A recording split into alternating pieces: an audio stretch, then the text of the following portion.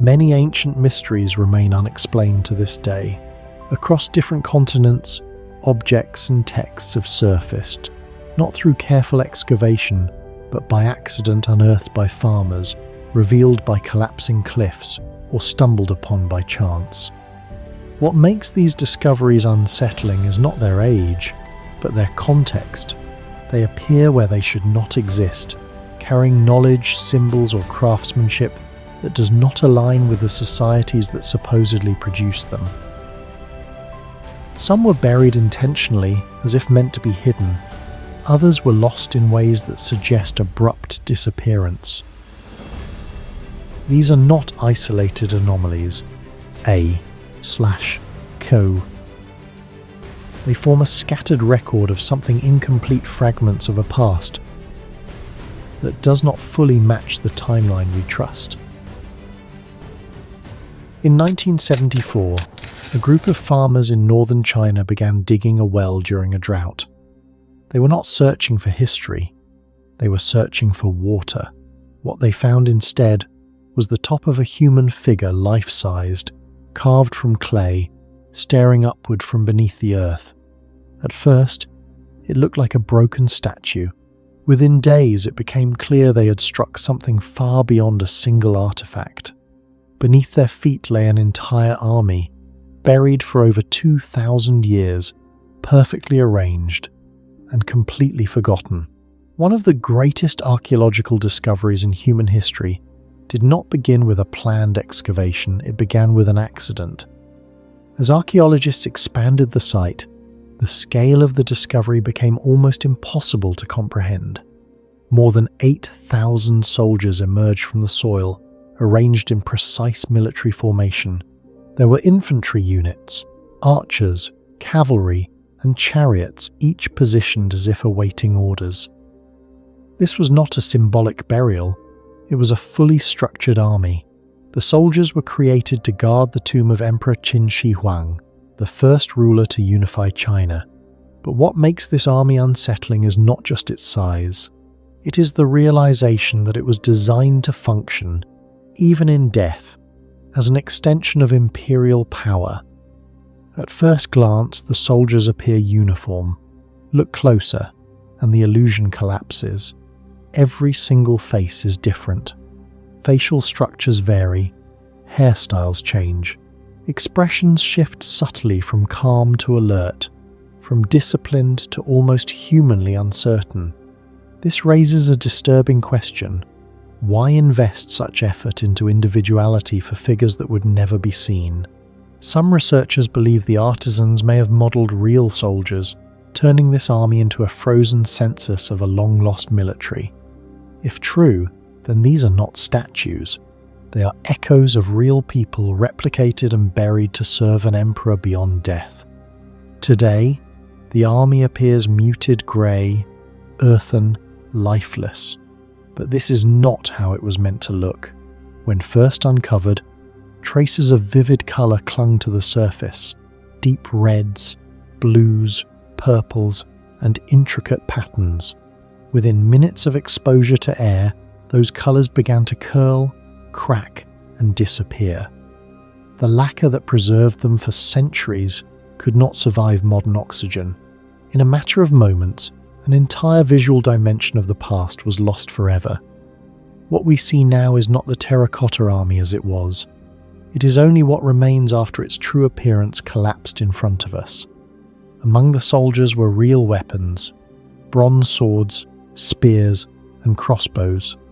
These were not ceremonial replicas. Many were still sharp, even after more than 2,000 years underground.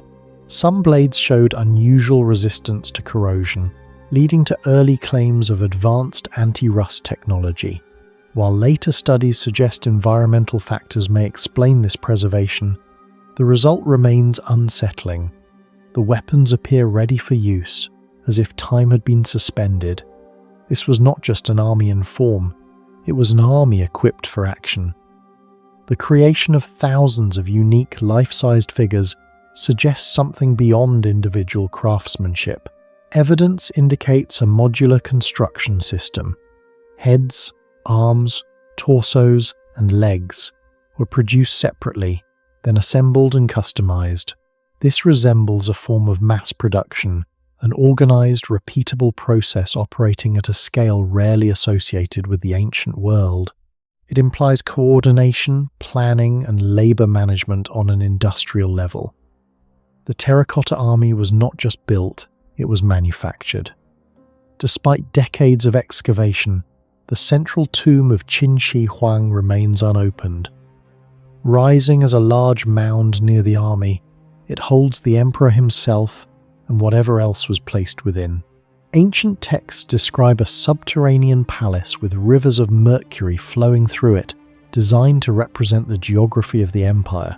Modern surveys have detected unusually high levels of mercury in the surrounding soil, lending credibility to those accounts. Yet the tomb is left undisturbed. The risk of damaging its contents and the uncertainty of what lies inside has kept it sealed. The mention of mercury is not just symbolic, it carries a darker implication. Mercury was historically associated with immortality in ancient China, despite its toxicity. If large quantities were used within the tomb, they may have served both as a representation of cosmic order and as a protective barrier. Whether intended as ritual, science, or something in between, the presence of mercury transforms the tomb from a burial site into a controlled environment, one that may still be intact after 2 millennia. Not all of the army survived intact. Many figures were found broken, burned, or scattered. Evidence suggests that shortly after the emperor's death, rebellion swept through the region. The site may have been looted and partially destroyed during this period of upheaval. The army, designed to guard eternity, may have been defeated within years of its creation. This adds another layer to the mystery. What we see today is not the original formation but the aftermath of collapse. The excavated pits represent only a fraction of the entire burial complex. The full site spans dozens of square kilometers, with many areas still unexplored. The Terracotta Army may be just the outer perimeter of a much larger system, one that includes additional chambers, structures, and possibly undiscovered elements. What has been revealed is enough to redefine history. What remains hidden could redefine it again. Why was this army created?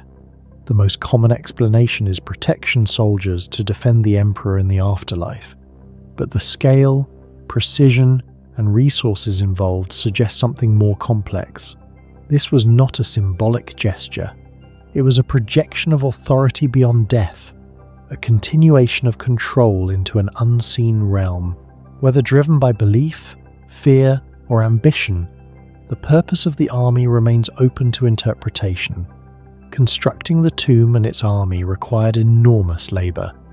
Historical records indicate that hundreds of thousands of workers were involved. Some accounts suggest that many were never allowed to leave, buried to protect the secrecy of the site.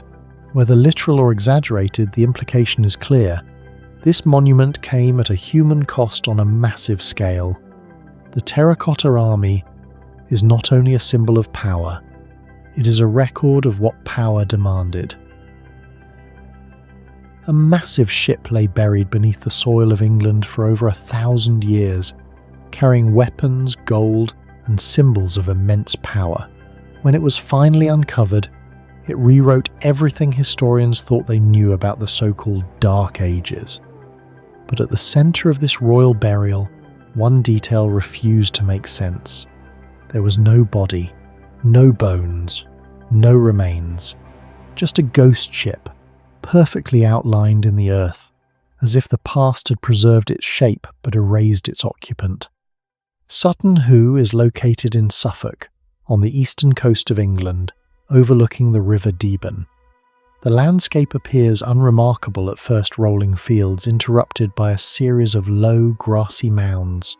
But beneath these mounds lies one of the most important archaeological sites in Europe, a burial ground that dates back to the early 7th century, during the height of Anglo-Saxon power. In 1939, a landowner named Edith Pretty became convinced that the strange mounds on her property concealed something significant.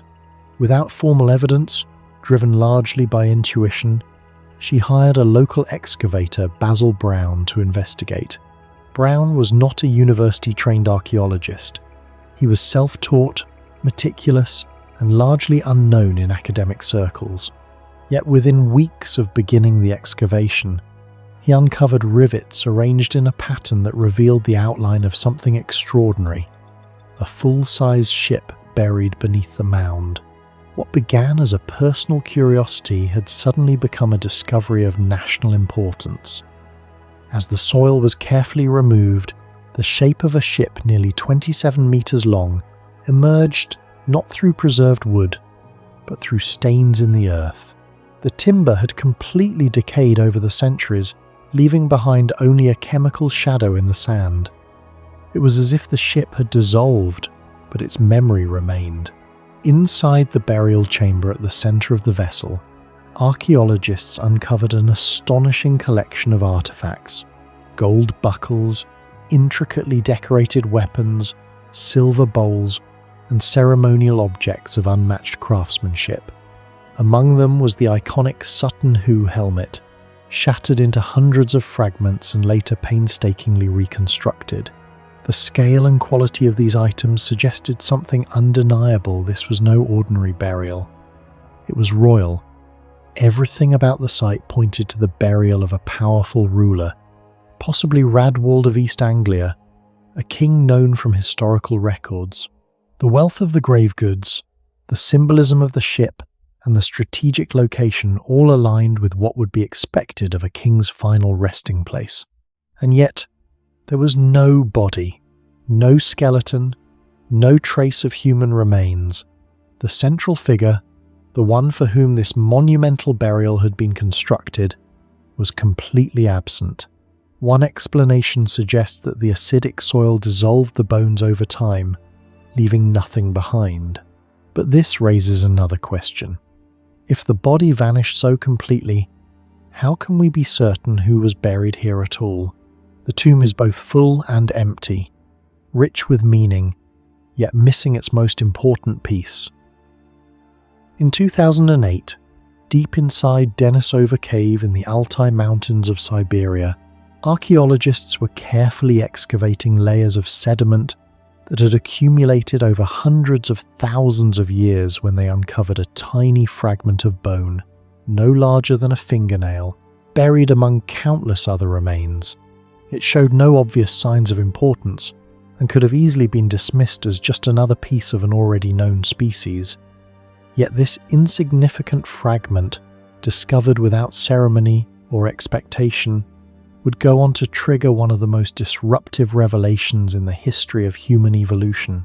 When scientists analyzed the DNA extracted from the bone, they expected to classify it within known human groups such as Homo sapiens or Neanderthal, but the genetic sequence refused to fit either category, and instead revealed a completely distinct lineage, one that had never been identified before through fossils or archaeological records, leading to the naming of an entirely new group, the Denisovans, marking the first time in history that a human species was discovered through genetic evidence alone rather than physical remains.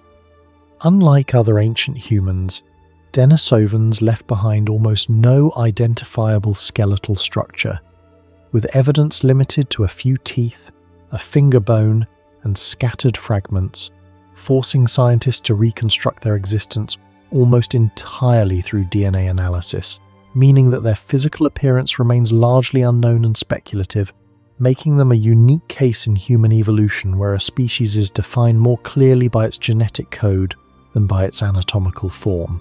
Denisova Cave turned out to be far more than the resting place of a single mysterious group, as evidence within its layers revealed that it had been inhabited by multiple human species, including Homo sapiens, Neanderthals, and Denisovans, all occupying the same space at different times and potentially overlapping, suggesting that these groups were not isolated branches but coexisting populations, sharing the same environment, fundamentally challenging the idea that human evolution followed a simple, linear path.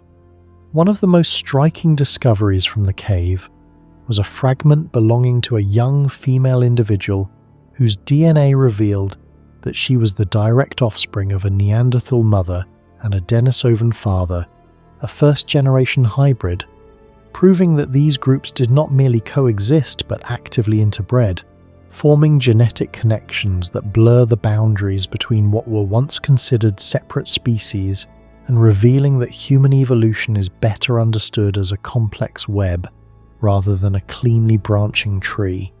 Although Denisovans no longer exist as a distinct population, their genetic legacy survives in modern humans, particularly in populations across Southeast Asia and Oceania, where up to 5% of their DNA persists, contributing to traits such as improved adaptation to high-altitude environments and enhanced immune responses, demonstrating that Denisovans were not entirely lost to time, but instead became part of the genetic foundation of modern humanity.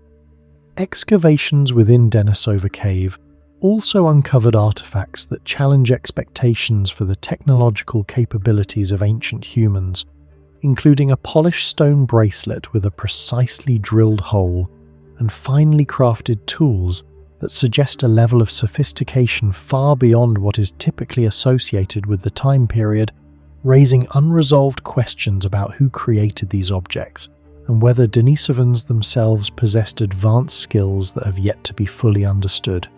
The cave itself functions as a layered archive of human presence spanning more than 200,000 years, with each layer preserving traces of different populations, environmental conditions, and technological developments, creating a continuous record that allows researchers to observe the shifting dynamics of human evolution within a single location, making Denisova Cave one of the most important archaeological sites ever discovered.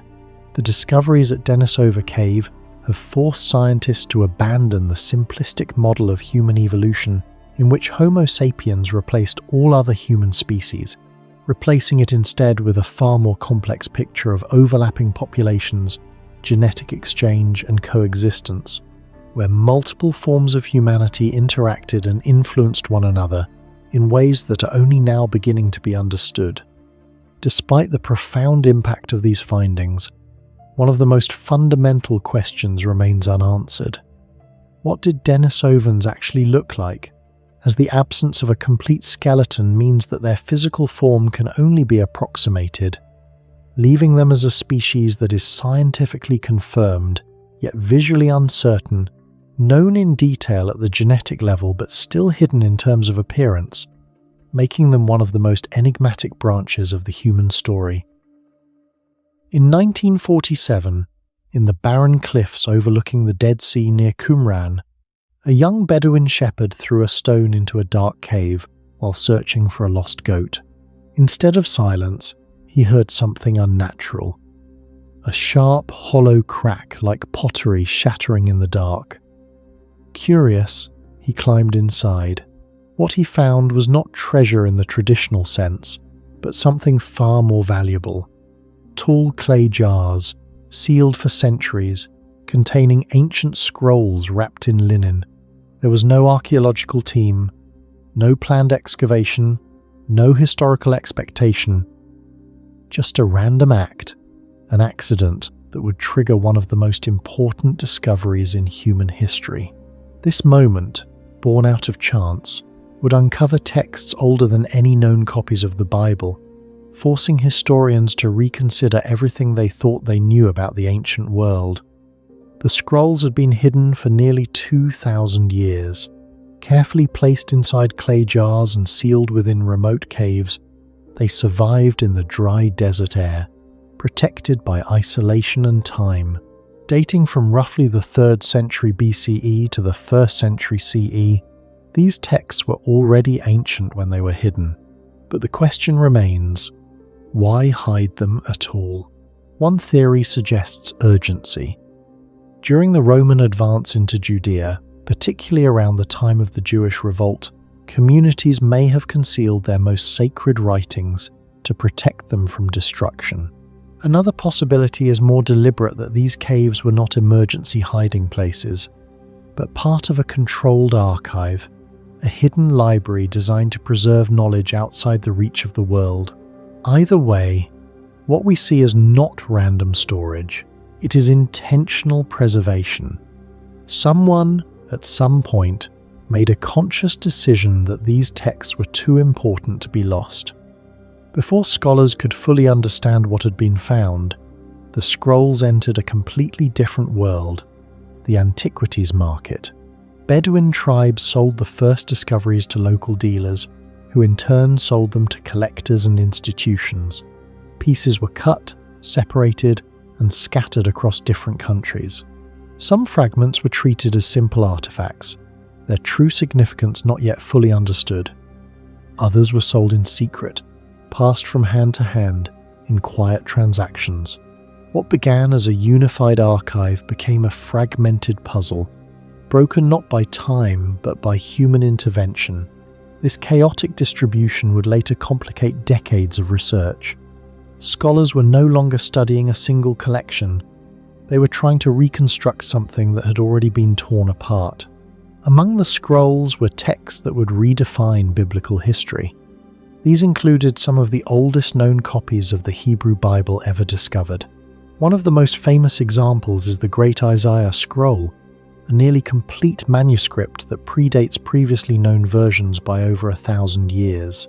What shocked researchers was not just the age, but the accuracy. When compared to later versions of the same texts, the differences were surprisingly small. Across centuries of transmission, the core content had remained remarkably stable. This raised a critical question. How were these texts copied with such precision over such vast periods of time? The answer points to a level of discipline, training, and textual control that challenges common assumptions about ancient societies. These were not casual copies. They were part of a system, one that valued consistency at a level that borders on the extraordinary. The leading theory connects the scrolls to a Jewish sect known as the Essenes. According to historical accounts, they lived in isolated desert communities, practiced strict discipline, and followed a highly structured way of life. The nearby ruins at Qumran suggest the presence of such a community. The layout, the artifacts, and the environment all point toward a group capable of producing and preserving written material on a large scale. But the evidence is not definitive. Some scholars argue that the scrolls may have come from multiple sources, perhaps collected from different groups and hidden together during a time of crisis. Others question whether the Essenes alone could have produced such a wide range of texts. The identity of the authors remains uncertain, and that uncertainty keeps the mystery alive. Not all of the scrolls match the structure of the modern Bible. Alongside familiar texts are documents that describe apocalyptic wars, strict community laws, and interpretations of scripture that differ from accepted traditions. The War Scroll, for example, outlines a final battle between forces of light and darkness. The Community Rule describes a highly controlled society governed by strict codes of behavior. These writings raise difficult questions. Were these beliefs once more widespread than we think? Were certain ideas excluded over time as religious traditions evolved? And if so, what determined which texts were preserved and which were left behind? The scrolls do not just confirm history, they complicate it. Today, the Dead Sea Scrolls exist as more than 100,000 individual fragments. Many are no larger than a fingernail. Reconstructing them is one of the most complex puzzles in archaeology. Scholars must analyze handwriting styles, material composition, and even microscopic patterns in the parchment to determine which pieces belong together. In recent years, digital imaging and artificial intelligence have begun to assist in this process, revealing connections that were previously impossible to see. But the work is far from complete. Each fragment is a piece of a larger story, one that we are still trying to understand. And with so many pieces missing, the final picture remains incomplete. In 1945, in the barren desert near Nag Hammadi, a single accident triggered one of the most disturbing discoveries in religious history. A farmer digging for fertilizer struck something hard beneath the soil, a sealed clay jar, buried and untouched for over 16 centuries. He hesitated. Local folklore warned that such containers might hold a jinn, a spirit capable of bringing misfortune or death. But curiosity won. When the jar was finally broken open, it did not release a spirit. It released something far more dangerous, knowledge that had been deliberately hidden from the world. The man who made the discovery, Muhammad al-Saman, had no idea what he was holding. Inside the jar were 13 ancient books, codices made of papyrus, carefully bound and preserved. These texts, written in the Coptic language, would later be identified as a collection of over 50 early Christian writings. Today, this event is known as the Nag Hammadi discovery, but at that moment it was nothing more than a strange and confusing find, one that would nearly be lost forever before anyone realized its importance. When scholars finally began to study the recovered manuscripts, the true shock emerged. Among the texts were works such as the Gospel of Thomas, the Gospel of Philip, and the Gospel of Truth. These were not ordinary religious writings. They were alternative accounts, teachings attributed to Jesus Christ that differed radically from the canonical Bible. Some emphasized secret knowledge over faith. Others presented a version of spiritual enlightenment that bypassed traditional religious authority entirely. These were not just forgotten texts, they were forbidden ideas. At the center of the Nag Hammadi Library lies a belief system known as Gnosticism. Its implications are unsettling. According to these texts, the physical world is not a divine creation, but a flawed construct, a kind of prison. Humanity is trapped within it, unaware of its true origin. Salvation does not come through worship or obedience, but through knowledge, hidden knowledge, accessible only to those who seek it. In this framework, even the Creator described in traditional scripture may not be the ultimate God but a lesser entity. If true, this would not just reinterpret religion, it would dismantle it. The question that haunts this discovery is simple. Why were these texts hidden in the first place? One widely accepted theory points to the 4th century, when church authorities began to formalize the canon of the New Testament. Under figures such as Athanasius of Alexandria, certain writings were declared orthodox, while others were condemned as heretical. The Nag Hammadi texts likely fell into the latter category. Faced with destruction, someone chose a different path. Instead of burning them, they sealed them in a jar and buried them in the desert, perhaps hoping that one day they would be rediscovered. Since their discovery, these texts have fueled intense debate. Are they distorted interpretations, fringe beliefs that diverged from the original teachings of Christianity, or are they remnants of a more complex and diverse early tradition, one that was later simplified, edited, and controlled? Scholars remain divided. Some argue that these writings represent a philosophical evolution rather than historical truth. Others suggest that they preserve ideas that were intentionally erased. The difficulty lies in the absence of certainty. With key documents destroyed and context lost, the full picture may never be reconstructed. What makes the Nag Hammadi Library so controversial is not just its age but its implications. These texts challenge the very structure of organized religion. They suggest that spiritual authority does not belong to institutions, but to individuals. They imply that enlightenment is internal, not granted. In some cases, they elevate figures like Mary Magdalene to positions of insight and importance that contradict later traditions. These are not minor differences. They are structural contradictions, ideas that, if widely accepted, could have reshaped the development of religious history entirely. Beneath one of the most beautiful cities on earth lies something profoundly unsettling.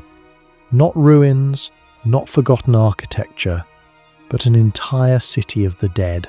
Millions of human remains arranged in endless corridors, stretching far beyond what maps can confirm. This was not discovered through careful exploration or scientific curiosity.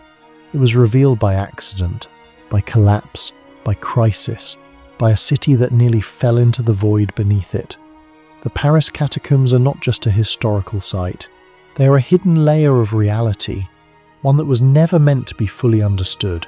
The catacombs lie beneath Paris, hidden under streets, buildings, and monuments that define the modern world. What appears above ground as order and civilization rests on a fractured, hollow foundation. The tunnels extend for hundreds of kilometers, forming a labyrinth that mirrors the city above, but darker, silent, and infinitely more disorienting. Only a fraction is open to the public. The rest exists beyond regulation, beyond mapping, and in many cases, beyond comprehension. The catacombs were not discovered in the traditional sense. They were forced into awareness by disaster. In 1774, a massive section of road in Paris suddenly collapsed, swallowing buildings into the ground. Entire neighborhoods were at risk. The cause was traced to ancient limestone quarries beneath the city, vast, unstable, and largely forgotten. This catastrophe triggered a desperate effort to explore and stabilize the underground. What engineers found was not just empty space, but an immense network of tunnels stretching far beyond expectations. Without this collapse, the catacombs might have remained hidden indefinitely. Originally, these tunnels were Roman-era limestone quarries, carved to build the city above. But by the late 18th century, Paris faced another crisis. Its cemeteries were overflowing. Disease spread. The ground itself became contaminated. The solution was as radical as it was disturbing. Move the dead underground. Over years, millions of bodies were exhumed and transferred into the tunnels. Bones were stacked, arranged, and organized into walls. What began as a structural necessity became something else entirely, a deliberate architecture of death, built beneath a living city. Attempts to map the catacombs revealed a system far more complex than expected. Engineers documented sections, reinforced tunnels, and created official pathways. But large portions remained uncharted. Some passages led nowhere, others connected in ways that defied logic. Even today, estimates suggest over 300 kilometers of tunnels, yet no complete map exists. The deeper one goes, the less certain the structure becomes. It is not just vast, it is inconsistent, fragmented, and in some places, completely unknown. At first glance, the catacombs appear to serve a clear function: storage of human remains, but the scale and organization raise uncomfortable questions.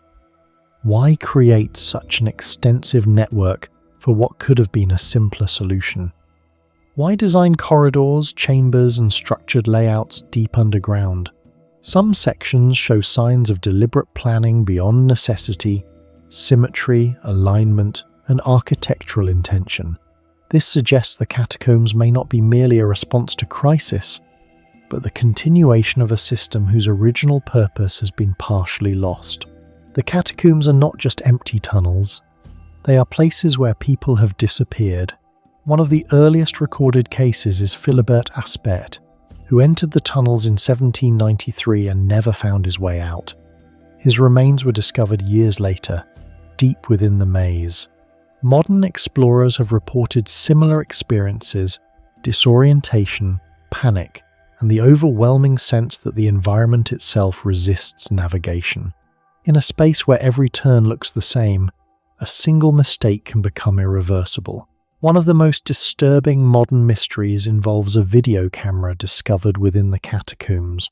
The footage shows an individual moving through the tunnels, increasingly anxious, before suddenly breaking into a run. The camera falls. The person never returns. There is no identity, no explanation, no confirmed outcome. Whether the fear was psychological or triggered by something real remains unknown, but the recording leaves behind a single, unresolved question. What caused that level of panic in a place that should, in theory, be empty. Beyond the known pathways, explorers have discovered rooms that challenge official understanding. Fully constructed chambers, complete with seating, walls, and signs of habitation.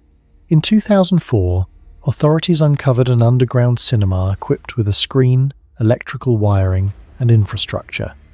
It had been operating in secret, deep within restricted zones. When officials returned days later, it had vanished. Equipment removed, access points sealed. No group claimed responsibility. No explanation was provided. Mainstream explanations frame the catacombs as a combination of quarry remnants and organized ossuary space. From this perspective, everything has a logical origin. But this does not account for the scale, the inconsistencies in layout, or the persistent discovery of undocumented areas. Some argue that the system evolved over time, absorbing different functions. Others suggest that parts of it may predate official records. The debate remains unresolved, not because of lack of study, but because complete knowledge of the system does not exist. The Paris Catacombs are not a closed chapter of history. They are an active mystery, existing beneath millions of people who may never fully understand what lies below them. Every collapse, every accidental discovery, reveals another fragment of a structure that resists complete explanation. The deeper truth may not be that the catacombs are dangerous, but that they are incomplete, both physically and historically. And somewhere within that darkness, there may still be sections no one has ever seen. Unlike many ancient wonders buried deep beneath the earth, the Temple of Hatshepsut was never truly hidden. It stood, partially exposed, against the cliffs of Deir el-Bahari for centuries, and yet it vanished not physically, but historically. Covered by sand, damaged by time, and stripped of its identity, the structure became something people could see, but not recognize. Travelers passed it, locals lived near it, but its story had been erased so completely that it no longer existed in memory. This is not a case of discovery, it is a case of rediscovery after deliberate historical amnesia.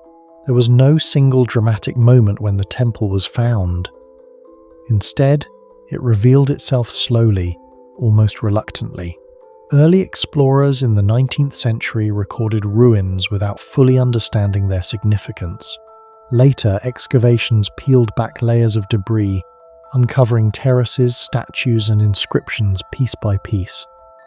Each phase of excavation didn't just reveal architecture, it rewrote assumptions. What seemed like scattered ruins began forming a coherent design, as if the monument was reconstructing itself in front of human eyes. The discovery was not an event, it was a process stretched across decades. As more of the temple emerged, a disturbing pattern became clear. Statues were smashed, faces were chiseled away, names were deliberately removed from inscriptions. This was not random destruction caused by time or invasion, it was targeted. Someone had attempted to erase Hatshepsut from history. The leading suspect is Thutmose III, her successor, but the motive remains uncertain. Was it political consolidation, personal resentment, or an attempt to correct what some may have seen as an unacceptable anomaly, a woman ruling as pharaoh? The temple is not just a monument, it is a crime scene. The mystery deepens when we examine how Hatshepsut chose to present herself. In carvings and statues, she appears not as a woman, but as a male king. She wears the false beard, adopts the masculine form, and embodies the traditional image of pharaonic authority. Yet inscriptions still refer to her using feminine language. This dual identity is not a mistake. It is intentional. It suggests a ruler navigating a system that could not fully accept her, forcing her to become something else in order to rule. The result is a paradox preserved in stone. A woman who became a king, but never stopped being a woman. The temple's design is striking even by modern standards. 3 vast terraces rise in perfect alignment with the surrounding cliffs, connected by long ramps and framed by symmetrical colonnades. The entire structure feels integrated into the landscape, as if it was carved out of the mountain rather than built upon it. The precision of its geometry raises uncomfortable questions. How did ancient builders achieve such alignment and balance without modern surveying tools? The structure does not look experimental. It looks intentional, calculated, and fully understood. Some researchers suggest that the temple's orientation may align with solar events or religious cycles tied to the god Amun. If true, this would place the monument within a broader tradition of sacred architecture designed to interact with the cosmos. However, the evidence is debated. The alignments are suggestive, but not universally accepted. This uncertainty creates a familiar tension. Are we looking at deliberate astronomical design, or are we imposing patterns onto coincidence? The temple sits at the edge of that question, offering just enough precision to provoke doubt but not enough to resolve it. Among the temple's most famous reliefs is the depiction of an expedition to a distant land known as Punt. The carvings show exotic animals, foreign architecture, and the transport of valuable goods such as incense trees. It appears to be a detailed record of a successful mission, but there is a problem. External evidence for Punt is limited. Its exact location remains uncertain. This raises a critical question. Are these scenes, historical documentation, or political storytelling? If the expedition was exaggerated or symbolic, then the temple itself becomes a tool of narrative control, shaping how power was perceived. A mortuary temple is meant to honor the dead, to serve as a focal point for rituals connected to the afterlife. Yet Hatshepsut's body was not found here. For centuries, her remains were missing, her burial uncertain. Only in modern times were potential remains identified through forensic analysis, including dental evidence. This absence adds another layer to the mystery. A monument built to secure eternal remembrance failed to protect even the physical presence of the one it was meant to honor. The destruction of the temple created an enormous challenge for archaeologists. Thousands of fragments, broken statues, shattered reliefs, displaced blocks had to be studied, matched, and reassembled. In many cases, reconstruction is still ongoing. What we see today is not the original structure, but a carefully rebuilt approximation. Every restored column and reattached fragment represents a decision, an interpretation. The temple is both ancient and modern, a collaboration between its original builders and those trying to understand them. What stands today is not the temple as it was, but the temple as it could be recovered. It has been buried, destroyed, forgotten, and rebuilt. Its creator was erased, then rediscovered. Its stories are carved in stone, yet remain open to interpretation. The deeper we study it, the clearer one truth becomes. This is not a finished history. It is an incomplete record, and somewhere between what was built, what was destroyed, and what has been reconstructed, the original meaning of this monument may still be missing. They were not searching for a mystery. There was no expedition, no grand discovery, no moment of triumph. Instead, it began with something far more unsettling, a simple burial that went wrong. In the late 16th century, beneath a monastery in Palermo, a body placed into the earth did not decompose as expected. It did not rot, collapse, or vanish into dust. It dried, it remained. It resisted time itself. What should have been a quiet return to the soil became the first crack in a reality no one fully understood. Because this was not preservation by design. It was an accident that should not have worked, and yet it did. The Capuchin monks, who managed the underground crypt, noticed something deeply unusual. The environment inside the chamber, its airflow, humidity, and temperature had created conditions where decay slowed dramatically. Instead of breaking down, the body transformed into a dry, lifelike shell. Skin clung to bone. Facial structures held their shape. Features remained recognizable.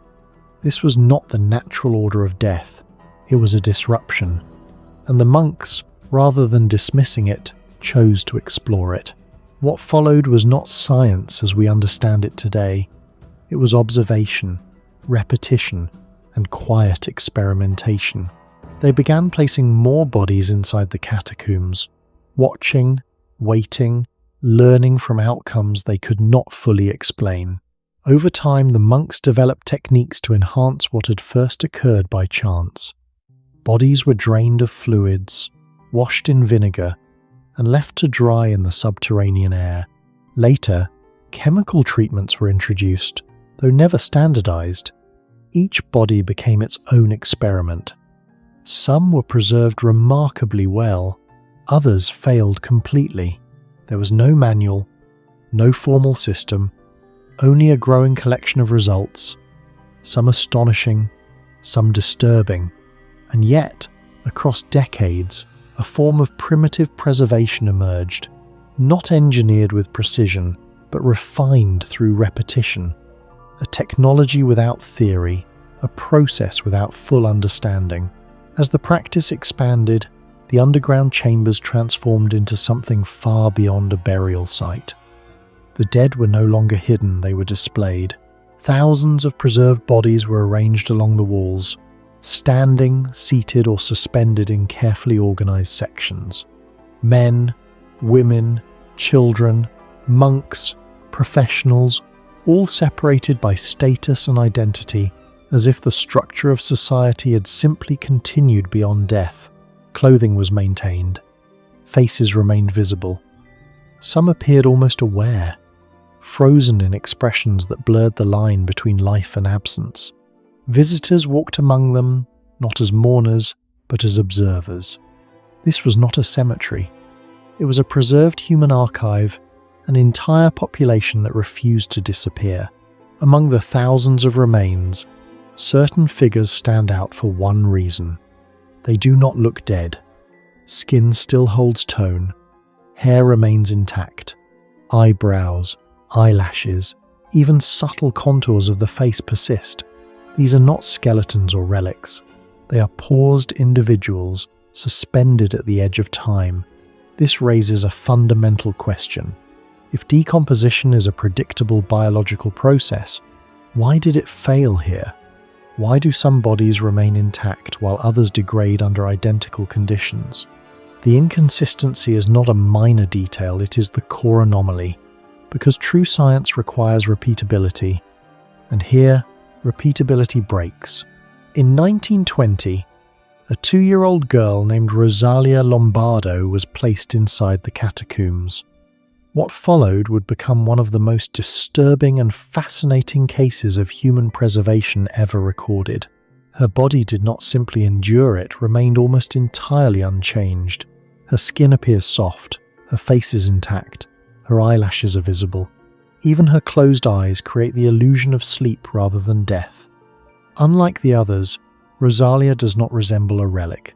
She resembles a moment that has been frozen and protected from time itself. There are reports, often exaggerated but persistent, that her eyes seem to open and close under shifting light.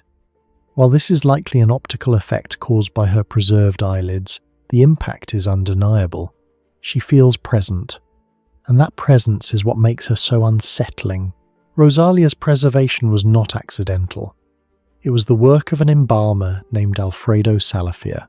For decades, his method remained a mystery, contributing to speculation that something extraordinary had been achieved.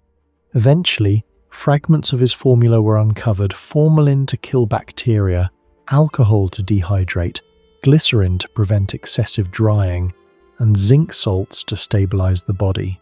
And yet, knowing the ingredients is not the same as recreating the result. Modern attempts to replicate Rosalia's condition have failed to achieve the same level of preservation.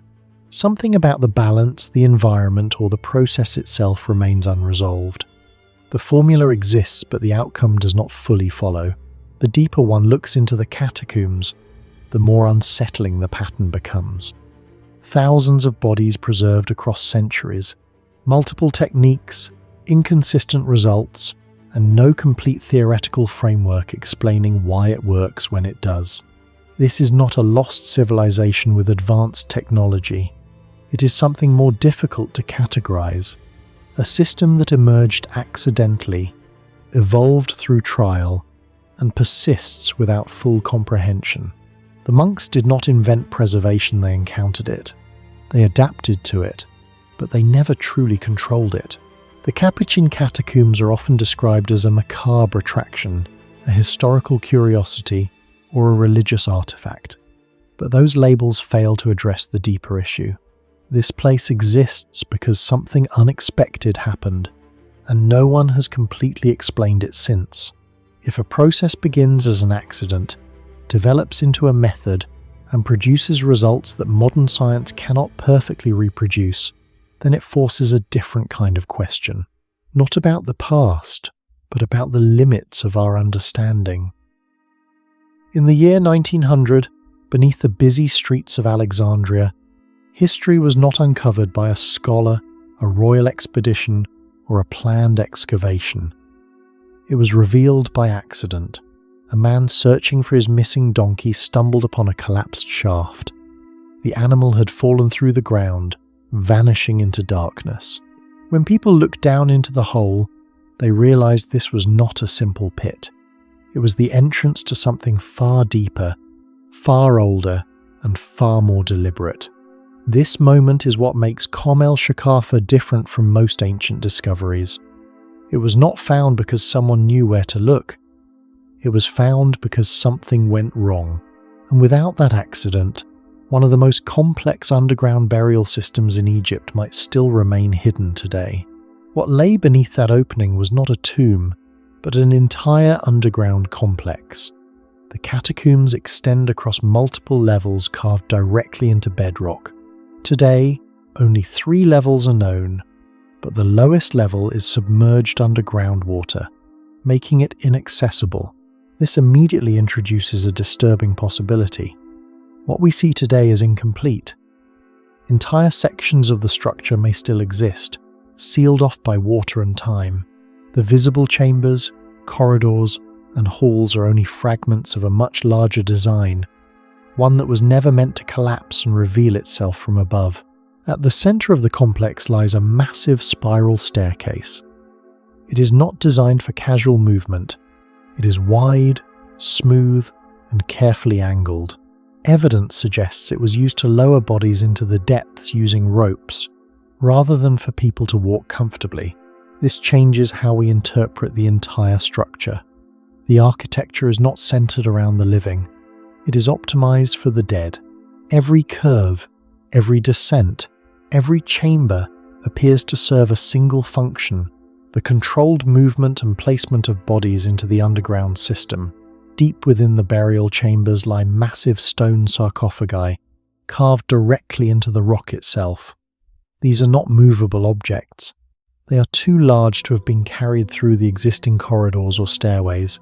This creates a fundamental contradiction.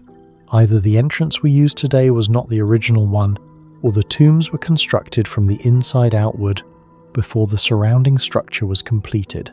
Both possibilities suggest that the layout we see now is incomplete, and that the original design of Shoqafa has been partially lost. One of the most striking features of the catacombs is its hybrid artistic style. Reliefs and statues depict Egyptian gods, such as Anubis, but with Roman armor and Greek stylistic proportions. Symbols from 3 different civilizations are merged into single figures. This is not simple cultural exchange, it is deliberate fusion. These carvings suggest a community or ruling class that operated between identities, blending traditions into something entirely new. It raises a critical question. Who were the people buried here, and why did they choose to redefine their own belief system in such a radical way? One section of the catacombs, often referred to as the Hall of Caracalla, contains large quantities of human and animal remains. Unlike the carefully arranged tombs elsewhere, this space appears chaotic and densely packed. Some historians link this to a massacre ordered by the Roman Emperor Caracalla. Others suggest it may reflect a period of disease or crisis. But the lack of clear organization suggests urgency. This was not ceremonial burial, it was rapid deposition. If true, Shoqafa was not just a place of ritual, it became a place of response to sudden, large-scale death. Not all rooms in the catacombs are burial spaces. Some chambers appear designed for gatherings, possibly for rituals, mourning ceremonies, or religious rites. Benches carved into stone and symmetrical layouts suggest deliberate human use beyond interment. This transforms the site into something more complex. It was not only a place for the dead, it was a place where the living descended, participated, and engaged with death in a structured and repeated way. A hidden, underground extension of spiritual life.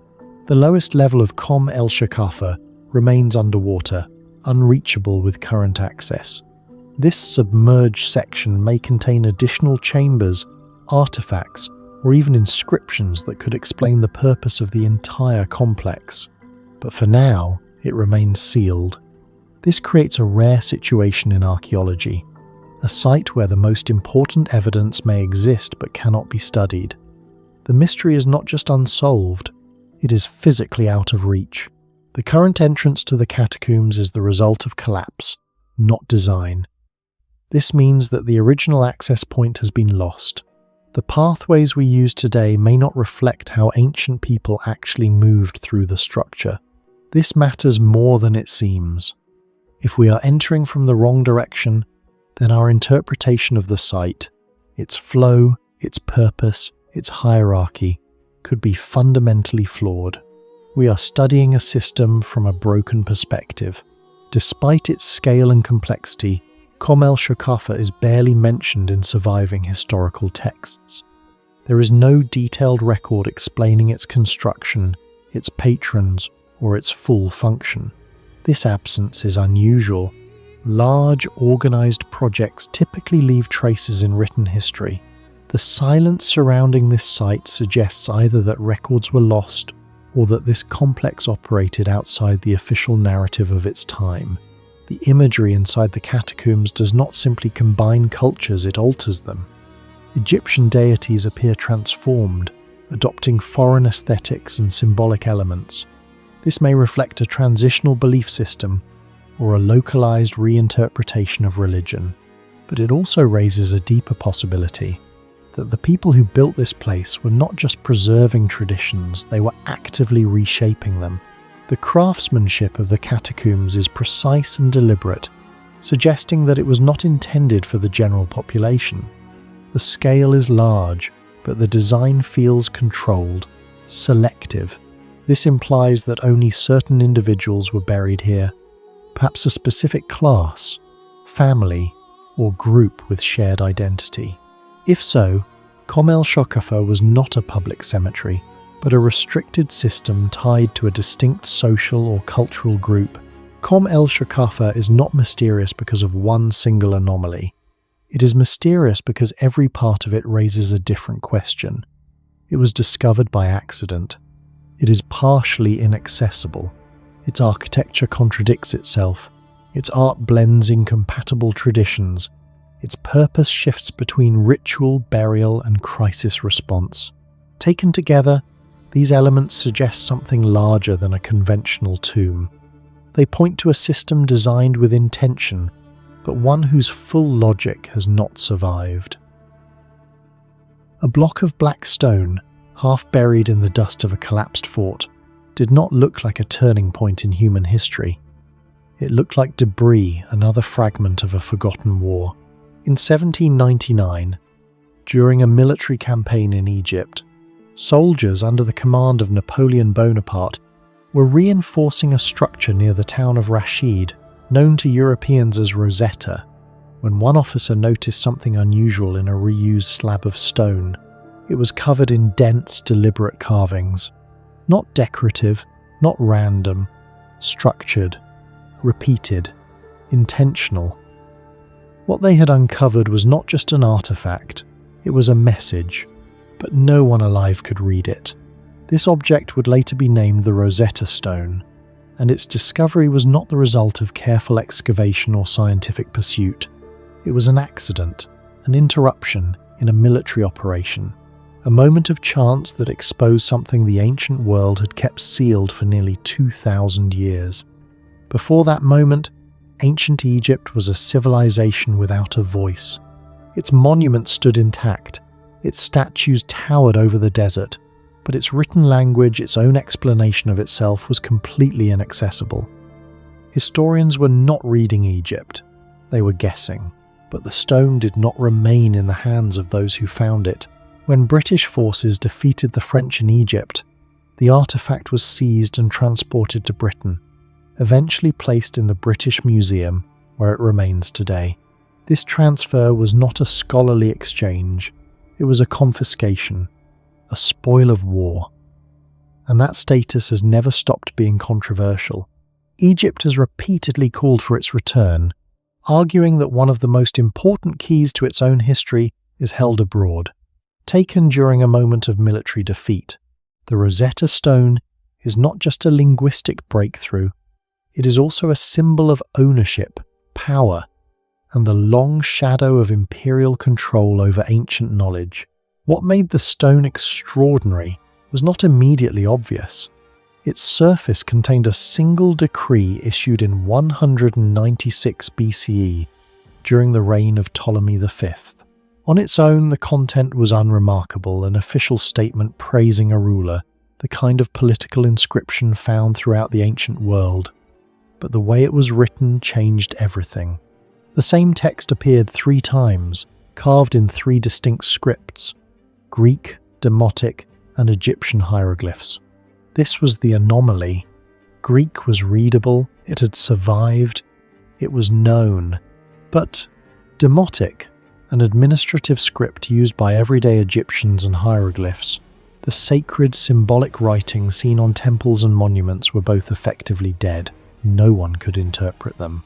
For centuries, scholars had assumed hieroglyphs were purely symbolic, perhaps even mystical, representing ideas rather than sounds. That assumption had turned Egyptian writing into an unsolvable puzzle, but the Rosetta Stone presented something unprecedented: a direct comparison, the same message, expressed in a known language and 2 unknown ones. It was not just a text, it was a parallel system, a bridge.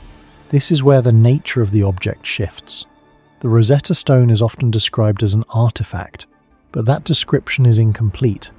It functioned as a decoding device, a key. Without it, hieroglyphs might have remained unreadable indefinitely. With it, the entire structure of the Egyptian language became accessible.